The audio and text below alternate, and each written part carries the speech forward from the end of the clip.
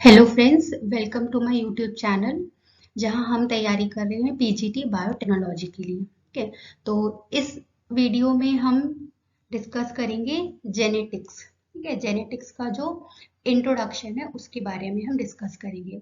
But उसके पहले एक छोटी सी इंफॉर्मेशन है कि आप मेरा ये टेलीग्राम ग्रुप है, that is Neetu operant bio, इसको आप फॉलो कर सकते हैं। इसमें जो भी नोट्स से रिलेटेड पीडीएफ होगी या फिर जो सिलेबस है वो सारी पीडीएफ में शेयर कर दूंगी। ठीक है, तो अभी मैंने इसमें 12th क्लास की बायोटेक्नोलॉजी बुक पीडीएफ शेयर की है। सो इफ यू वांट आप इसको फॉलो कर सकते हैं। ठीक है, so let's start with the genetics. What is genetics? जो जेनेटिक्स है बेसिकली हम इसमें क्या पढ़ेंगे, हेरिडिटी एंड वेरिएशन। ठीक है, इससे रिलेटेड जितने भी फैक्ट होते हैं उसको स्टडी करते हैं, that is the genetics. That means the study of scientific facts of heredity and variation is refer to as the genetics. Okay, तो अब हेरिडिटी और वेरिएशन क्या होता है? जो हेरिडिटी है, it is the transmission of character from one generation to the next generation. That means जो parents से कैरेक्टर ट्रांसफर हुए हैं उनके ऑफ स्प्रिंग में, that means in the next generation. ठीक है, उस फिनोमिना को हम क्या कहते हैं? उसको कहते हैं हेरिडिटी। ठीक है, next is the variation. Variation क्या होता है? जो पेरेंट्स और ऑफस्प्रिंग के बीच में, दैट इज जो पेरेंट्स है और जो चाइल्ड है, ठीक है, उनके बीच में जो कैरेक्टर ट्रांसफर हुए हैं, तो एग्जैक्टली सेम 100% कैरेक्टर तो ट्रांसफर होते नहीं है। ठीक है, तो जो कैरेक्टर में डिफरेंसेस होते हैं, दैट इज द वेरिएशन। ठीक है, that is difference between the offspring and their parents are known as the variation. Next is the inheritance. ठीक है, जो कैरेक्टर वन जनरेशन से दूसरे जनरेशन में ट्रांसफर हो रहे हैं, उस प्रोसेस को हम बोलते हैं inheritance. That is the process of transmission of characteristic. ठीक है, दैट इज द इनहेरिटेंस। ठीक है, जो टर्म दिया था जेनेटिक्स, जो टर्म दिया था वो दिया था बेटसन ने। ठीक है, बट फादर ऑफ जेनेटिक्स है वो है जीजे मेंडल। ठीक है, तो हमें पता ही है, तो बहुत फेमस है कि फादर ऑफ जेनेटिक्स कौन है? मेंडल। बिकॉज बेटसन ने तो सिर्फ जेनेटिक्स टर्म दी थी, लेकिन जेनेटिक्स की जो इंफॉर्मेशन है उसके प्रिंसिपल है वो किसने दिया था? मेंडल ने। दैट्स वाई ये क्या है? Father of genetics. Okay, so the Mendel's work, that means जो मेंडल्स है उन्होंने क्या काम किया था और किस प्लांट पे काम किया था। ठीक है, तो the first one is he selected pea plant Pisum sativum for his breeding experiment. That means जो मेंडल का एक्सपेरिमेंटल मटेरियल था वो क्या था? वो था pea plant, that is Pisum sativum. And Mendel's के एक्सपेरिमेंट को ब्रीडिंग एक्सपेरिमेंट या फिर हाइब्रिडाइजेशन एक्सपेरिमेंट बोलते हैं। Next, he selected pea plant because it is an annual plant.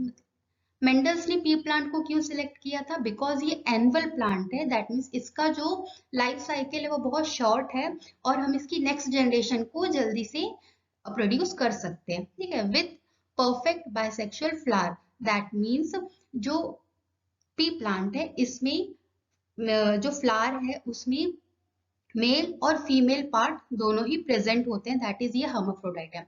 Next, and having many contrasting pair of character, इसमें बहुत सारे contrasting pair of character, specific characters present होते हैं।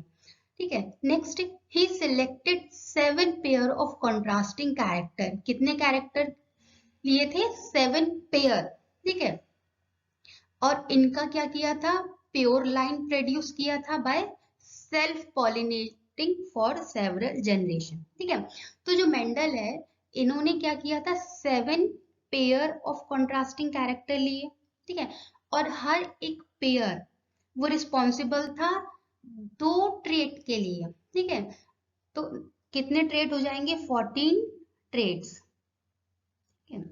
7 pair of contrasting character, but trait कितनी है? 14 trait. ठीक है, तो जो कैरेक्टर है वो कौन कौन से कैरेक्टर लिए था? Stem height, flower colour, flower position, pod shape, that means जो फ्रूट है, पॉड मीन्स फ्रूट का shape, pod colour, seed shape and seed colour. ठीक है, जो स्टेम हाइट है ये है एक कॉन्ट्रास्टिंग कैरेक्टर, और इसमें जो ट्रेट है वो क्या है, टॉल एंड डॉफ। ठीक है, next is the flower colour. तो फ्लावर कलर के लिए क्या है, violet and white are the trait. Flower position whether it is axial और टर्मिनल, पॉड शेप इन्फ्लेटेड है या कंस्ट्रक्टेड है, पॉड कलर वो ग्रीन कलर का है, जो फ्रूट है वो ग्रीन कलर का है या येलो कलर का है, seed shape whether it is round और रिंकल्ड, एंड सीड कलर वो येलो है या ग्रीन है। Okay, so these are the 7 contrasting character, 7 pair of contrasting character. ठीक है, बट जैसा कि हमें पता है कि जो हमारा क्रोमोसोम्स होता है, ठीक है, फॉर एग्जांपल ये हमारा एक क्रोमोसोम है, तो क्रोमोसोम्स के ऊपर कुछ जीन्स प्रेजेंट होते हैं and these genes are responsible for the character की, फॉर एग्जांपल कि हाइट है, ठीक है, उसके लिए ये जीन है, ये जीन ए रिस्पॉन्सिबल है। ठीक है, सिमिलरली ये जो 7 कैरेक्टर्स मेंडल्स ने लिए थे, 7 पेयर ऑफ कैरेक्टर, ये जो है सिर्फ 4 ऐसे क्रोमोसोम्स थे जिन पर ये 7 पेयर्स प्रेजेंट थे। ठीक है, तो जो 7 पेयर्स ऑफ 7 क्रोमोसोम्स थे वो कौन कौन से थे, क्रोमोसोम नंबर 1, 4, 5 एंड 7। ठीक है, तो जो स्टेम हाइट है, स्टेम हाइट के लिए जो क्रोमोसोम्स है, मतलब जिस क्रोमोसोम पर स्टेम हाइट के लिए जीन प्रेजेंट है वो है chromosome number 4। Okay, next for flower colour, flower colour का जीन किस क्रोमोसोम में प्रेजेंट है, क्रोमोसोम नंबर 1। फ्लावर पोजीशन के लिए जो क्रोमोसोम है वो है क्रोमोसोम नंबर 4। पॉड शेप, ठीक है, पॉड शेप के लिए भी है क्रोमोसोम नंबर 4। पॉड कलर इसके लिए है chromosome number 5। For seed shape, seed का जो शेप है इसके जीन कहां पर प्रेजेंट होंगे, क्रोमोसोम नंबर 7 पर, एंड सीड कलर के लिए जो क्रोमोसोम है वो है क्रोमोसोम नंबर 1। दैट मीन्स अगर हम फ्रूट, जो फ्लावर का कलर और सीड का कलर, ठीक है, इसके लिए जो क्रोमोसोम है वो है number 1। Okay, so these are the 7 pair of contrasting character, वो कौन से क्रोमोसोम्स पर है। ओके, सो नेक्स्ट, सो जो मेंडल्स है इन्होंने अपना एक्सपेरिमेंट किया, and on the basis of experiment इनके जितने भी ऑब्जर्वेशंस थे उन ऑब्जर्वेशंस को annual proceeding of natural history society of Brunn इसमें पब्लिश किया, और इसमें ये डेमोन्स्ट्रेट किया कि there is some invisible factor. ठीक है, उस ऑब्जर्वेशन में ये बताया कि कुछ ऐसे इनविजिबल फैक्टर्स हैं जो रिस्पॉन्सिबल होते हैं जो कैरेक्टर है उसको one generation to another generation में ट्रांसफर करने के लिए। ठीक है, तो मेंडल्स ने इन फैक्टर्स को क्या बोला था, यूनिट फैक्टर, यूनिट फैक्टर। ठीक है, और ये जो यूनिट फैक्टर है, now this unit factor is called as gene.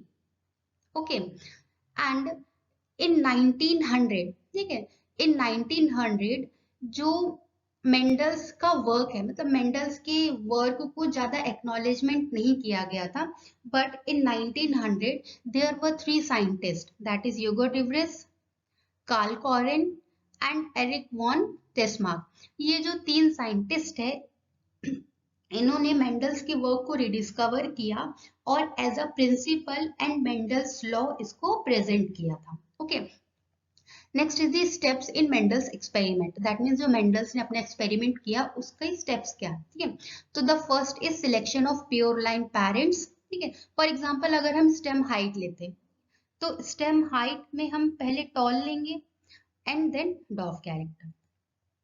Okay, तो अगर हमने ये टॉल पेरेंट्स लिए हैं and this is the dwarf parents, ठीक है, तो ये क्या है, ये प्योर लाइन पेरेंट है। ठीक, next is the cross pollination. अब इसका जो गैमेट बनेगा, अगर हम इसका गैमेट लेंगे तो that is the capital T और इसका हो जाएगा स्मॉल टी। इसका हम क्या करेंगे, क्रॉस पॉलिनेशन कराएंगे एंड जो प्रोजेनी मिलेगी वो हमें क्या मिलेगी, capital T and small T.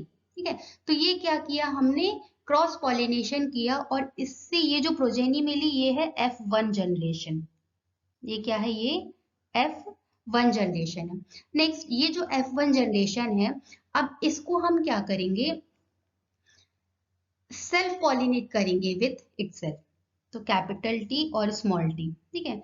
हमने क्या किया, F1 जनरेशन की प्रोजेनी को उसी की ट्रेट के साथ सेल्फ पॉलिनेट किया, एंड अब हमें जो इससे प्रोजेनी मिलेगी that is the F2 generation, ठीक है। तो मेंडल्स के एक्सपेरिमेंट कितनी जनरेशन के लिए होंगे, F1 एंड F2 जनरेशन, ठीक है। तो क्या किया, सबसे पहले सिलेक्शन, प्योर लाइन पेरेंट को सिलेक्ट किया, फिर इसका क्या किया, क्रॉस पॉलिनेशन किया, क्रॉस पॉलिनेशन से हमें क्या मिलेगा, F1 जनरेशन। और F2 जनरेशन के लिए हमको क्या करना पड़ेगा, जो F1 जनरेशन की प्रोजेनी है उसका क्या करेंगे, self pollination. Okay, so this is the introduction of Mendel's genetics. Okay, next video में हम मेंडल्स के प्रिंसिपल को स्टडी करेंगे। Okay, thank you. So thank you so much. आप लाइक शेयर एंड सब्सक्राइब जरूर करिए, और इसकी जो पीडीएफ है, जितने भी वीडियोस होंगे उसकी पीडीएफ और मेरे जो हैंड रिटन नोट्स है उनकी भी पीडीएफ मैं आपको टेलीग्राम ग्रुप पर शेयर कर दूंगी, जो प्लीज उसको फॉलो जरूर करिए और प्लीज सब्सक्राइब जरूर करिए। Thank you so much.